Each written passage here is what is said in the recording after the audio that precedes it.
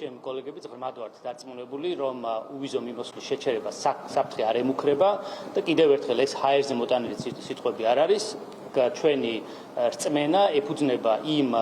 მათ შორის რეკომენდაციებს, რომელიც და იმ სამუშაო პროცესს, რომელიც ჩვენ ყოველთვის გვქონდა ხოლმე ევროკომისიასთან. და ჩვენ ასეც გავაგრძელებთ, ჩვენ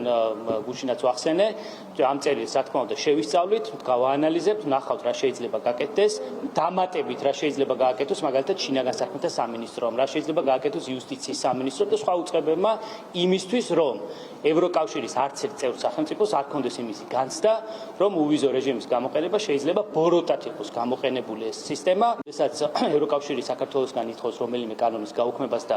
ზეპირად იქ წერილში არანაირი თარიღი არ არის მითითებული, ზეპირად დაასახელეს 31 აგვისტო, შევახსენებ, რომ პარლამენტი ოფიციალურად მოქმედებას, მუშაობას იწყებს 2 სექტემბრიდან, ამიტომ ფიზიკურად ამ კანონების გაუქმება, ფიზიკურად რომც იყოს ამისი ნება ვერ მოხდება.